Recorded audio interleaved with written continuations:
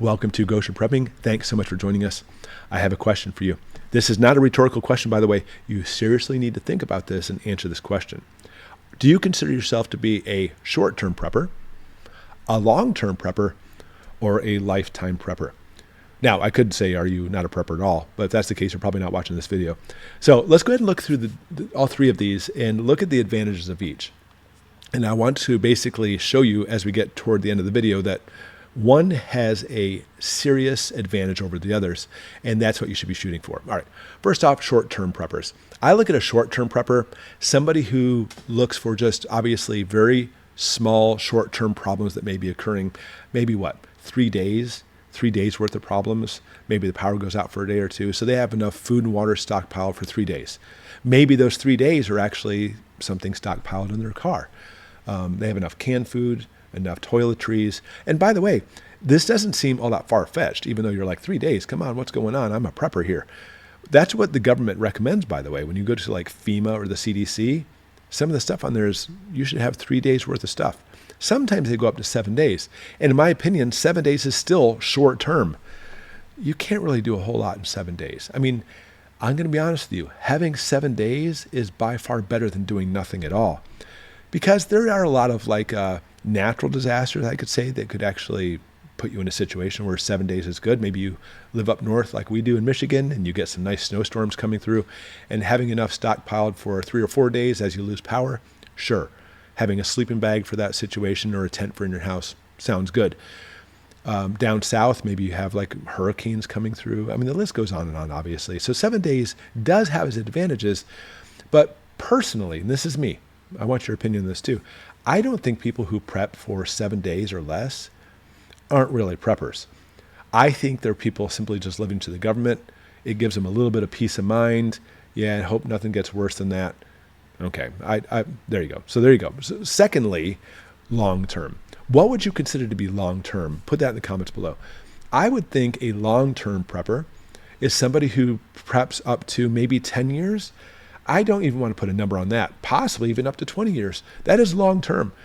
And you can stockpile all kinds of things for long term.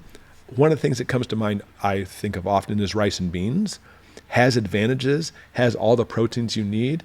It's high caloric because if crap hits the fan during those 10 or 20 years, you have extra energy to be able to get things done. Downfalls, you need a lot of heat to prepare it. You need to have water to prepare it. So, I don't know. Those are great long-term things. I always talk about canned food too.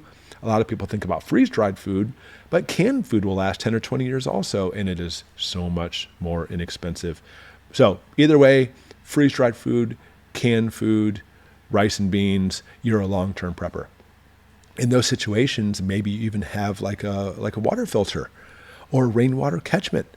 You have things to be able to prepare your food. Maybe you actually have an outdoor wood stove, and sure enough, in your backyard, you have enough old dead trees and logs sitting around. You could continue to cook if that's the case.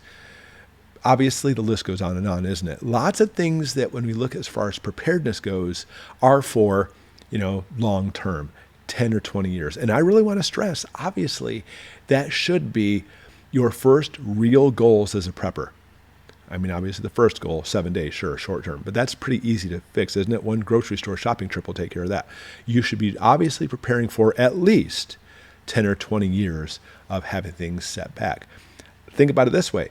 Buy a can of corn right now. I would say you could probably find it for 50 cents at the store. That's great. 10 years down the road, that corn's still edible. Good luck finding that can of corn for 50 cents 10 years down the road or 20 years down the road. So at the very least, if you're doing this, you're saving money. That's great. But here's the problem. I find that the majority of preppers, that's as far as they go. They'll consider themselves to be long-term preppers. And I think a lot of them actually think, well, that's all there is, right? I just want to stockpile a lot of stuff in my basement, have some rainwater catchment, whatever the case may be, have ways to protect myself and practice with that. And that's great. I applaud you for that. And if that's as far as you ever go, you're definitely doing better than the majority of the population, probably better than 99% of the population, in my opinion. But then I'm going to ask you, how many of you are lifetime preppers? Because when we look at lifetime preppers, we're talking about, honestly, I think the better catchphrase for those people today would be maybe like homesteaders, or people, we call them off-gridders, people who live off-grid. I like to call myself a homesteader. I I shudder to use that term because I'm not a master at it. But that's the point. You're rarely going to find somebody who is a master.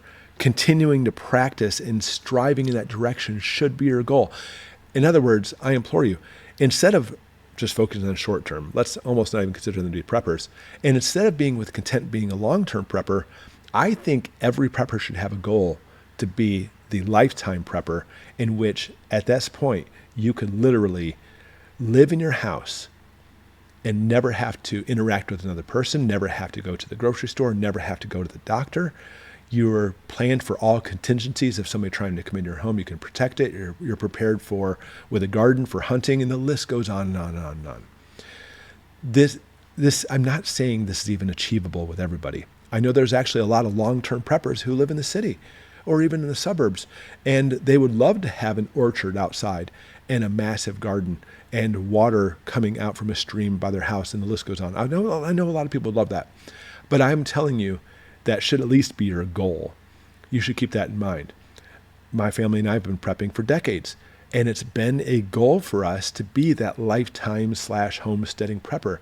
And it wasn't until 5 years ago we finally got this place here in Michigan, and now we live on acres and acres of forest and hunting and garden and fruit trees and foraging, and the list goes on and on. Natural water sources. We have a natural spring on our property. It has everything that we've always wanted and dreamed of when it comes to prepping. And even though I still don't consider us to be a lifetime prepper, we are getting darn close to it. But that's the point. Nobody's asking you to reach that point. I know there's some people that are there, and you people amaze me, by the way. But that should be your attainable goal for some point in the future. Even if you're like, you know what, I want to head that way, and hopefully in 15 years I'll be there. At least you're making the goals. And we're big goal setters in this family. If you're not making goals toward that, you're doing yourself a disservice. So I'm going to ask you again, what kind of prepper are you? Are you a short-term prepper? 72 hours? 7 days? Almost not even a prepper, right? Are you a long-term prepper? How long do you have stuff set aside for? 10 years, 20 years, 30 years? There's a lot of freeze-dried food, even canned food, the last 30 years, but do you have enough that's going to last you 30 years? I guess that's the question. And then how many of you are lifetime preppers, or even would consider themselves homesteaders?